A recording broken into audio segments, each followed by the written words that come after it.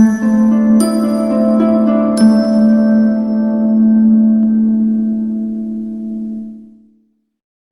morning guys. Today I will teach you electronics.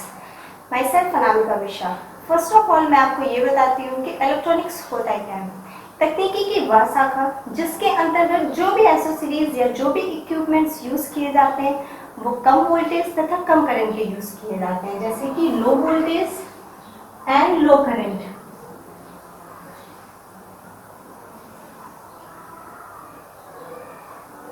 तो हम कह सकते हैं कि इलेक्ट्रॉनिक किसी भी तकनीकी की वह शाखा वह ब्रांच जिसके अंतर्गत जो भी इक्विपमेंट यूज किए जाते हैं वो low voltage and low current के यूज किए जाते हैं. ऐसे इक्विपमेंट को इलेक्ट्रॉनिक्स इक्विपमेंट कहा जाता है. चूंकि हम लोग इलेक्ट्रिकल के स्टूडेंट हैं तो फर्स्ट ऑफ ऑल हमें ये पता होना चाहिए कि इलेक्ट्रिकल एंड इलेक्ट्रॉनिक्स में डिफरेंसेस क्या क्या है. तो जैसा कि मैंने आपको बताया कि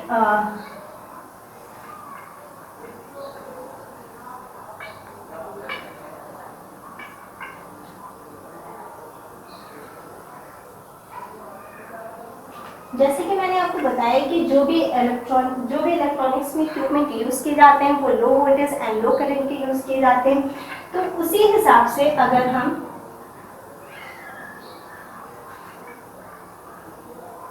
इलेक्ट्रिकल की बात करेंगे तो यहाँ पे हम जितनी भी ज़्यादा हाई वोल्टेज लेते हैं, in the sense high voltage हमारा 11 केवी तक जनरेशन होता है.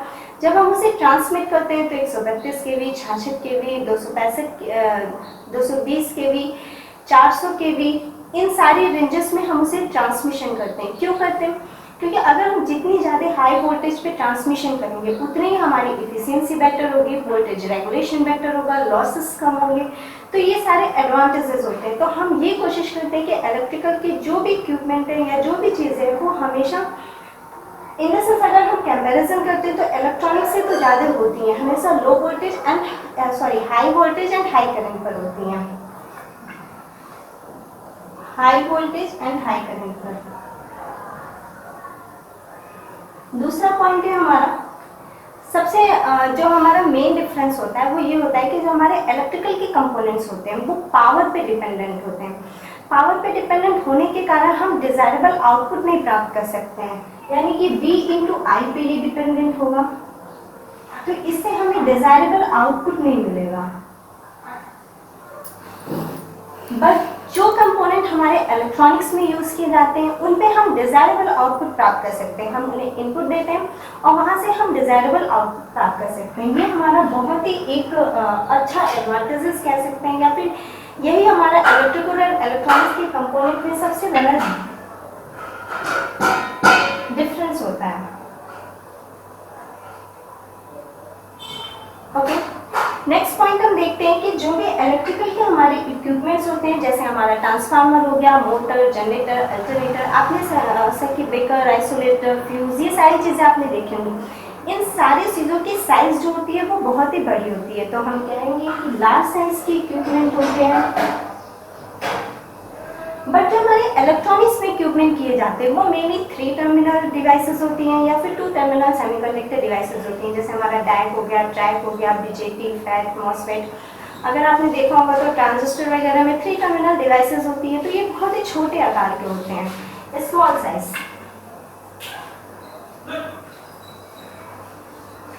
ओके, नेक्स्ट हम इलेक्ट्रॉनिक्स को कैटेगराइज कर लेते हैं कि हमारी इलेक्ट्रॉनिक्स जो होती है वो कितने पार्ट्स में डिवाइड की हुई है.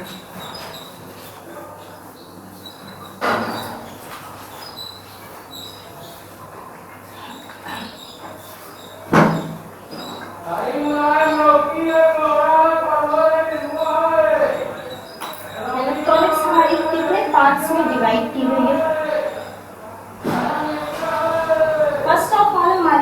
Basic electronic. बेसिक इलेक्ट्रॉनिक में हम semiconductor device, NPN transistor, PNP transistor, किसमें कितनी डोपिंग करनी चाहिए, कौन सी करनी चाहिए, पेंटावैलेंट, ट्राइवैलेंट, इन सारी चीज़ों की स्टडी करते हैं. तो हमारी आती है बेसिक इलेक्ट्रॉनिक्स. नेक्स्ट है हमारा डिजिटल इलेक्ट्रॉनिक्स.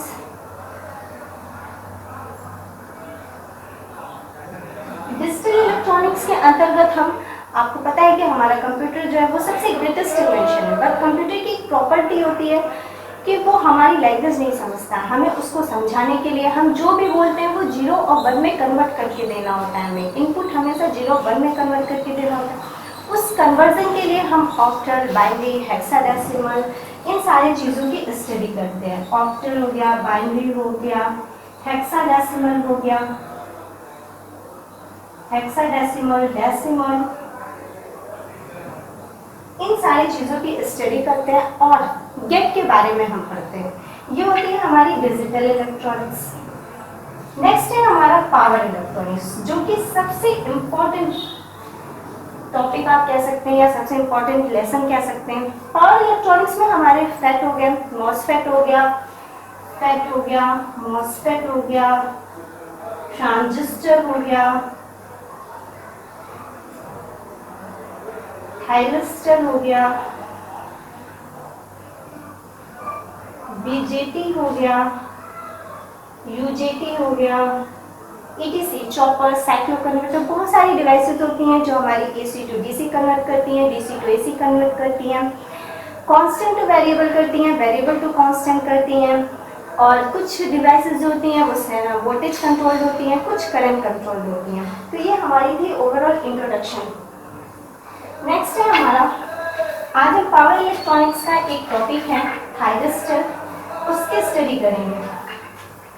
थायरिस्टर जो है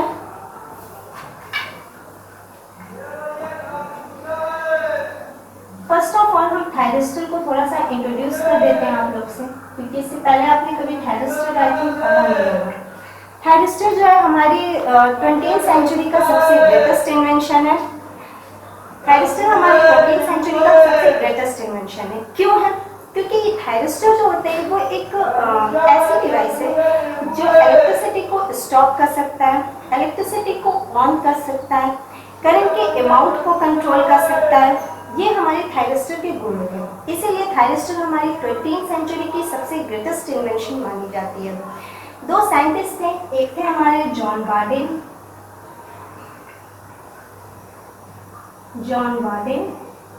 एंड विलियम शॉकले।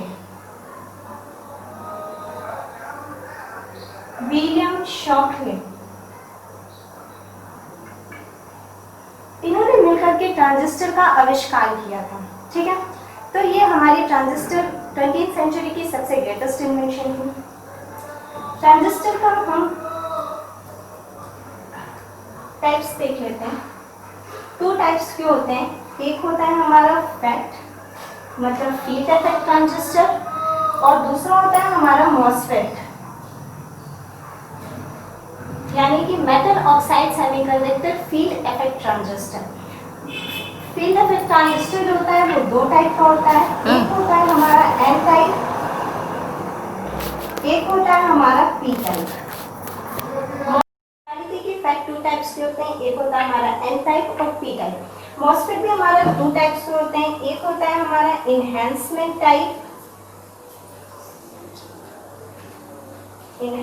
टाइप और एक होता है हमारा डिप्लीशन टाइप।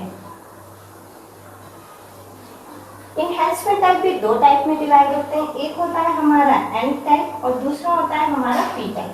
इसी तरह डिप्लीशन टाइप भी 2 पार्ट में हमारे डिवाइड होते हैं, एन टाइप और पी टाइप। ओके, देखिए हमारा जो इलेक्ट्रॉनिक्स के कंपोनेंट्स होते हैं, जैसे हमने कि एक फैट डिजाइन किया, मतलब मैंने नहीं किया, जॉन वार्डेन और विलियम शॉकले ने मिलकर किया था। तो उन्होंने बताया कि हम जो ये डिजाइन कर रहे हैं इसके लिए हमें ड्रेन करंट को कम करने की जरूरत है। आगे मैं आपको बताऊंगी कि ड्रेन क्या होता है, अभी आपको पता चल जाएगा, आप थोड़ा सा इंट्रोड्यूस हो जाएंगे। तो हमें ड्रेन करंट को कम करना होता है, तो हमने सबसे पहले मॉसफेट बनाया। Drain current in the sense output current आप कह सकते हैं, जो कि हमें कम से कम करंट की जरूरत हो, वही हमारी आउटपुट करंट होगी। ठीक है, तो सबसे पहले फेट हमारा डिजाइन हुआ। तो फेट जब डिजाइन हुआ था तो ये हमारे ड्रेन करंट को कम कर देता था, बट अब हमारी रिक्वायरमेंट बढ़ गई धीरे धीरे। जब हमारी रिक्वायरमेंट बढ़ी तो हमने ये सोचा कि लॉ मॉसफेट एक डिजाइन करते हैं जो कि ड्रेन करंट को कम भी करेगा और ज़्यादा भी करेगा। ठीक है, तो ये हमारे ड्रेन करंट को इंक्रीज भी करता है और डिक्रीज भी करता है। इसमें 2 टाइप होते हैं, एक होता है हमारा इनहैंसमेंट टाइप और डिप्रेशन टाइप। इनहैंसमेंट टाइप जो होता है वो ड्रेन करंट को इंक्रीज करता है, और डिप्रेशन टाइप जो होता है वो ड्रेन करंट को कम करता है। ओके, तो ये भी हमारी टाइप्स कह सकते हैं। अब हमारा नेक्स्ट टॉपिक शुरू होता है फैट।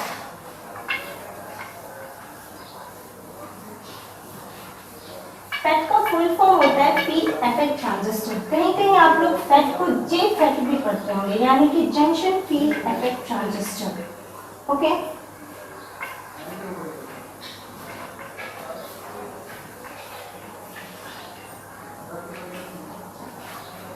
कहीं कहीं आप लोग फैट को जे फैट भी पढ़ते होंगे, junction field effect transistor.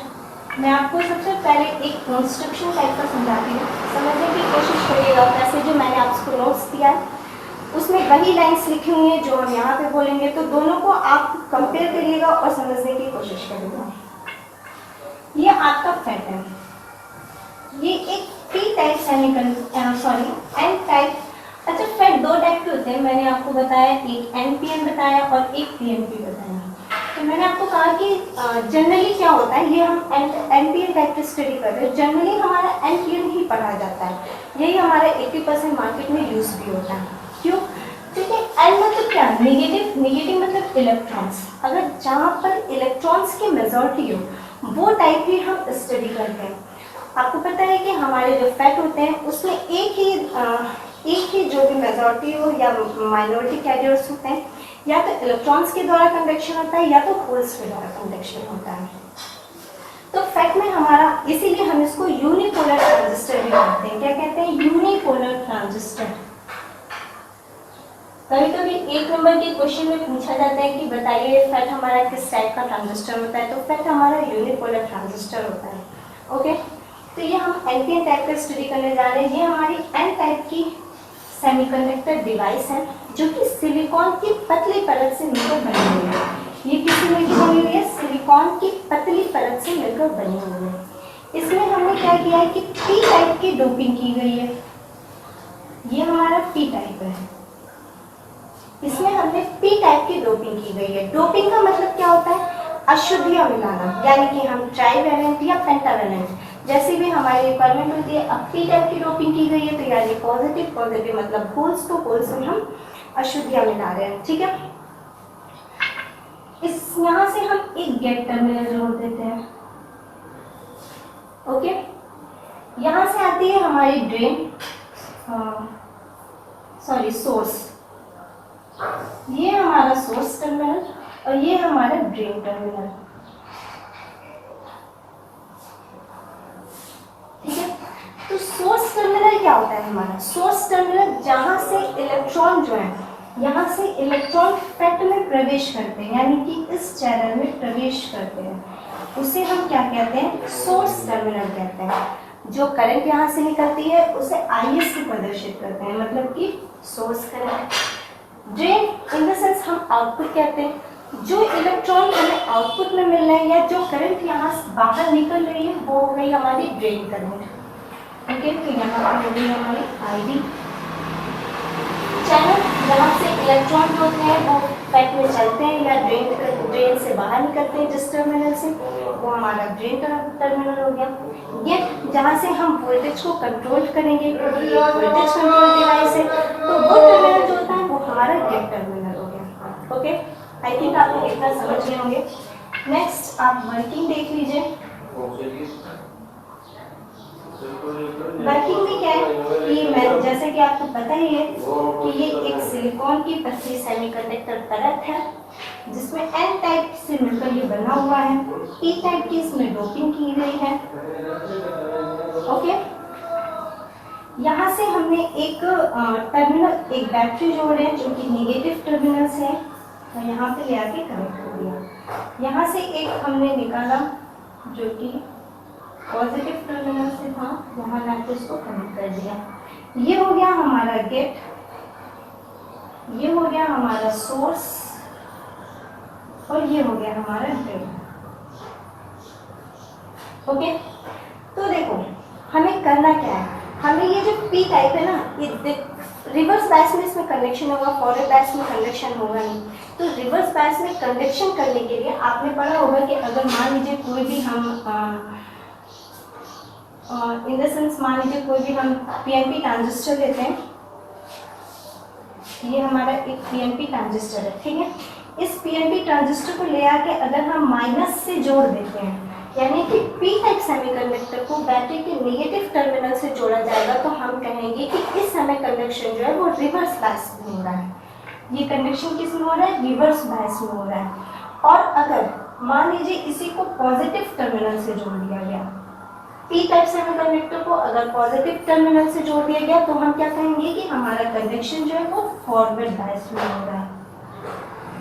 Okay, तो उसी तरह हमारा फेट जो होता है वो रिवर्स बायस में चूंकि कंडक्शन करता है, इस रीजन से हमने पी टाइप को बैटरी के नेगेटिव सिरे से जोड़ा है और यहाँ सोर्स को पॉजिटिव से जोड़ा है, तो हमारा ये रिवर्स बायस की कंडक्शन हो रहा है, ठीक है। जो इसके और इसके बीच का वोल्टेज है उसे हम क्या कहेंगे? VGS। जो ड्रेन और सोर्स के बीच का वोल्टेज है उसको हम क्या कहेंगे? VDS, ठीक है। अब ध्यान से मेरी बात को सुनिएगा। जैसे जैसे हम VGS के वोल्टेज को बढ़ाते जाते हैं, जैसे जैसे वोल्टेज बढ़ाते जाते हैं, फर्स्ट ऑफ ऑल पहले हमारा 0 था, फिर -1 है, फिर -2 है, जैसे जैसे हम वोल्टेज को बढ़ाते जाते हैं वैसे वैसे इस एक बैरियर का निर्माण होता है और ये बैरियर की मोटाई जो होती है वो बढ़ती जाती है, ठीक है। इस बैरियर की मोटाई बढ़ती जाती है और ये जो चैनल दिख रहे हैं आपको, चैनल की मोटाई जो होती है वो घटती जाती है। फिर हम -2 से -3 पे ले गए और बैरियर की मोटाई जो थी वो बढ़ गई और चैनल की मोटाई घट गई। एक टाइम ऐसा आता है जब बैरियर की मोटाई इतनी बढ़ जाती है कि ये एक मैंने आपको बताया कि सिलिकॉन की पतली परत है जो दो टर्मिनल के बीच में एक रेजिस्टेंस की भांति कार्य कर रही है। तो अगर हम रेजिस्टेंस की वैल्यू को बढ़ा देंगे तो करंट की वैल्यू अपने आप कम हो जाएगी, जाहिर सी बात है। उसी तरह यहाँ पे बैरियर की मोटाई जो है वो बढ़ती जा रही है और चैनल की मोटाई घटती जा रही है। घटने के कारण इसका रेजिस्टेंस जो होता है वो बढ़ जाता है। रेजिस्टेंस के बढ़ने के कारण ड्रेन करंट जो होती है वो हमारी जीरो हो जाती है। ड्रेन करंट जो होती है वो हमारी जीरो हो जाती है। जिस पॉइंट पे, जिस वोल्टेज पे हमारी ड्रेन करंट जीरो हो रही है उस वोल्टेज को हम पिच ऑफ वोल्टेज कहते हैं। क्या कहते हैं? Pitch of voltage. मतलब अगर मान लीजिए कंडक्शन हो रहा था और VD -4 वोल्ट था, यानी कि अगर 4 वोल्ट पे VGS के 4 वोल्ट पे अगर ड्रेन करंट का मान 0 हो जाता है तो उस वोल्टेज को हम पिच ऑफ वोल्टेज कहते हैं। और अगर जिस पे करंट, जब हमारी ड्रेन करंट 0 हो रही है तो उसे पिच ऑफ कहेंगे। जब हमारी ड्रेन करंट 0 हो जाएगी तो उसे पिच ऑफ कहा जाएगा, ठीक है। और हमारी ड्रेन करंट इस प्रकार से कम हो जाती है। ये हमारी फेट की वर्किंग थी। उम्मीद है कि आपको ये वीडियो में कुछ तो समझ में ज़रूर आया होगा। अगर आपको कोई भी प्रॉब्लम होती है तो आप प्लीज़ कमेंट सेक्शन में हमें बताएं ताकि हम आपकी प्रॉब्लम्स को सॉल्यूशन करने की कोशिश करेंगे। एंड नेक्स्ट टॉपिक है हमारा मॉसफेट। हम लोग मॉसफेट पढ़ेंगे। Thank you.